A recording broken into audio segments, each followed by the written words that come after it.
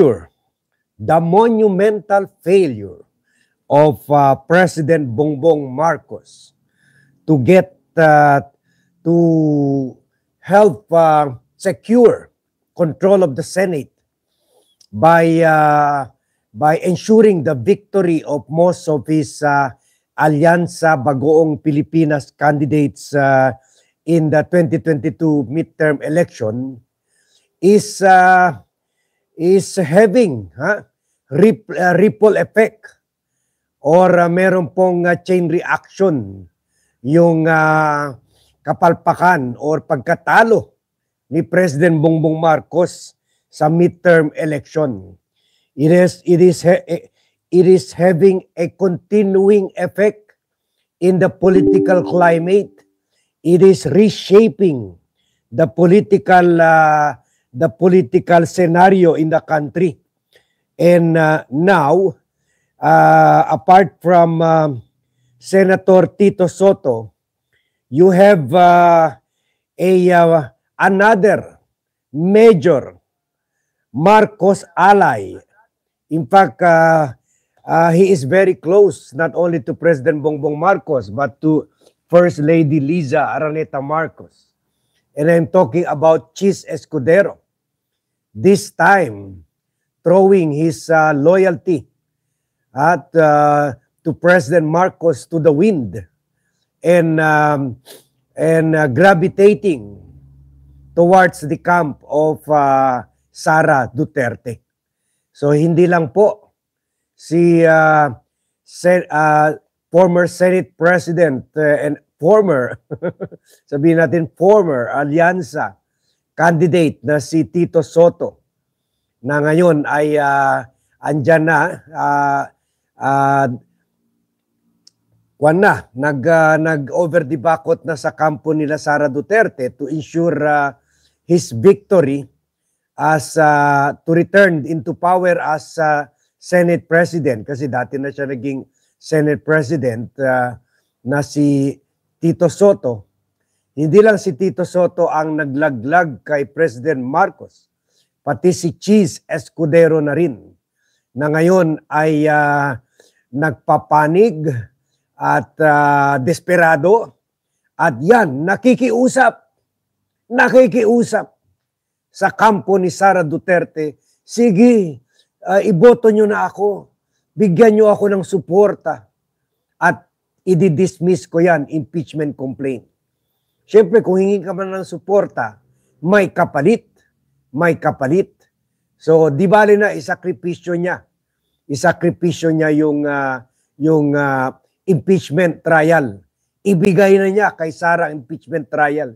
Either i-dismiss or i-acquit si Sara ng mga senador. Basta lang ma-retain niya yung Senate presidency post niya. It is after all the vehicle for Chis to reach his goal, and that is the presidency.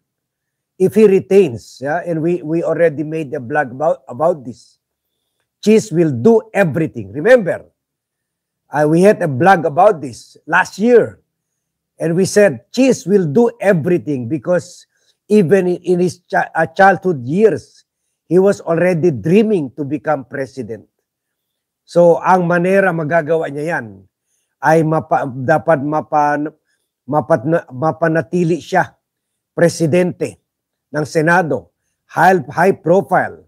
Siya ang kumokontrol kung ano mangyari sa impeachment, kung ano tinaman niyo yung paano niya kinontrol.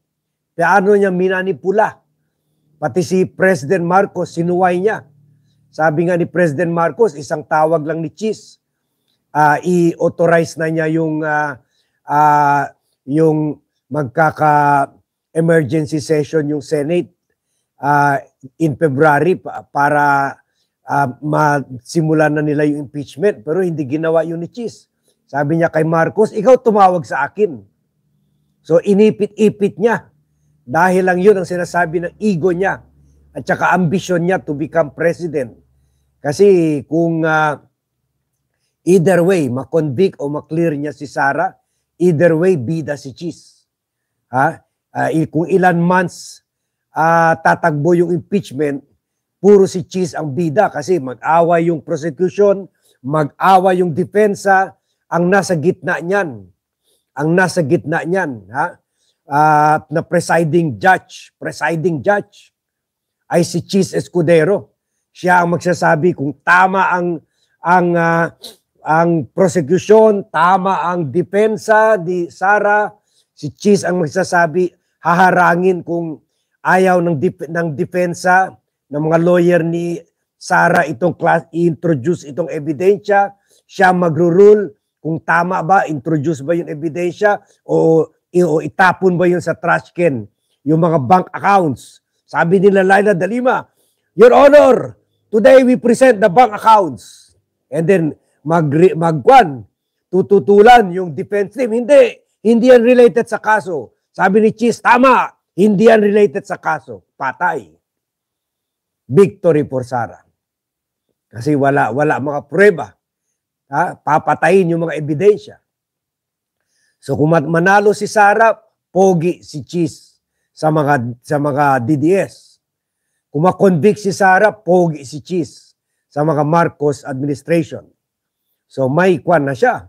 May chance na siya na lumaban as president in 2028 or vice president again in 2028 and the next presidential election, president na.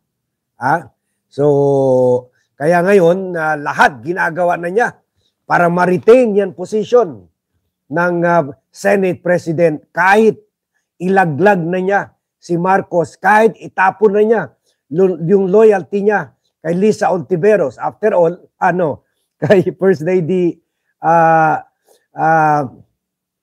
Lisa Araneta Marcos na ginawa siyang chimoy. Pinahawak siya ng wine glass para ipakita, ito, bata ko ito. Ako naglagay nito sa pwesto. Kaya ngayon, ipi-play natin yung inquiry report about this kasi meron naman sinasabi fake news daw ang ginagawa natin. Fake news daw. So sige, ito.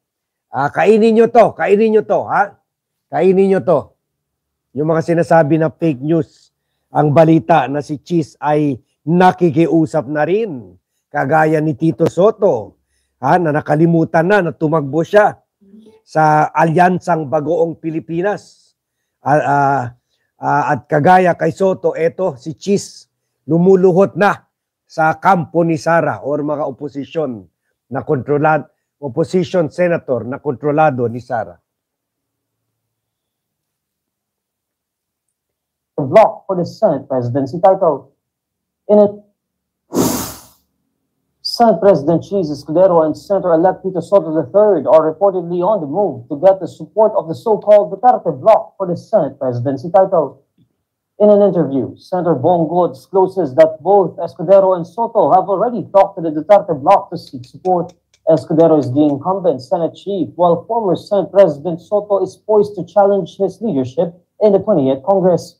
The Duterte bloc is composed of Go, Senators Bato de la Rosa, Robin Padilla, and Amy Marcos, and Senator-elect Rodante Marcoleta. According to Go, the Duterte bloc has already agreed to vote as a bloc.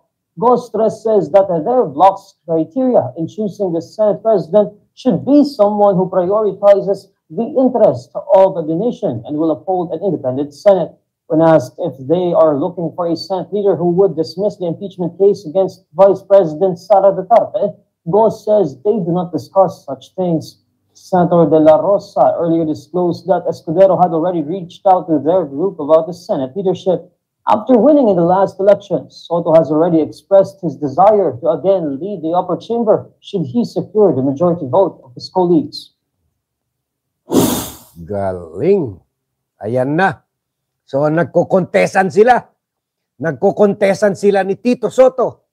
Sino ang mas makapag-offer ng pinakamagandang proposal, na pinakamagandang offer? Kasi kung humihingi ka ng suporta sa Senate presidency, hindi yan ang kapalit. O sige, mag-dinner tayo sa EDSA Shangri-La. Mag-dinner, mag-buffet tayo sa The Hit na pinaka-class na buffet dyan sa EDSA Shangri-La Hotel, ganun. Kung saan parati nagmi-meeting si VAT. Hindi ang ganyan ang kapalit. Si Lisa at si President Marcos at makuha na siya, mag-swear loyalty to Sara Duterte. So this means either ma-dismiss an impeachment or i-steer ni Chis Escudero na maging pabor ang impeachment trial kay Sara para eventually ma-acquit si Sara Duterte para makatagbo sa 2028. Nung tinanong, ito ba sinasabi mo na mga kondisyones mo? Kasama ba yung usapan na i-dismiss yung impeachment case? Sabi ang response ni Bongo, the Senate is different. We don't talk about about things like that. So denial rin. Iba daw ang Senado, hindi daw nila pinag-uusapan ng ganyan. Pero narinig na rin natin yan na si Chis Escudero na sinasabi, si Ping Lacson sinabi, walang naganap na meeting kay medyo maingat si Ping kasi syempre magaling na political player yan. Medyo tinatago pa niya na meron somehow some kind of meeting with Sara Duterte. Sila ni Tito Soto. Pero si Tito Soto, derechahan inamin na oo, may mga usapan kami ng tampo ni Sara para gawin ako Senate President. Sabi niya, ako naman, hindi ko yan hinahabol yung pwesto na yan. Pero kung meron kayo boto at sabihin nyo sa akin, gusto nyo ako maging presidente, patatanggalin natin si Chis Escudero, sige, i-welcome ko yan. Yun lang. Where is your loyalty? Where is your sense of utang na loob? Where is your sense of propriety? Where is your sense of fairness? Tumakbo ka under the party of President Bongbong Marcos. Pagkatapos, wala pang 2 linggo, kaagad nilaglag mo na si President Marcos. At ganoon rin si Chis. Ang bilis-bilis. Iilang buwan pa lang sa pwesto, nilaglag na si President Marcos at si First Lady Lisa Araneta Marcos na naglagay sa kanya sa pwesto. So, grabe ha. Ito ang mga political developments. Later on, meron rin tayo vlog na kung ano pa ang huling alas ni President Bongbong Marcos. But we will discuss that in the upcoming vlogs.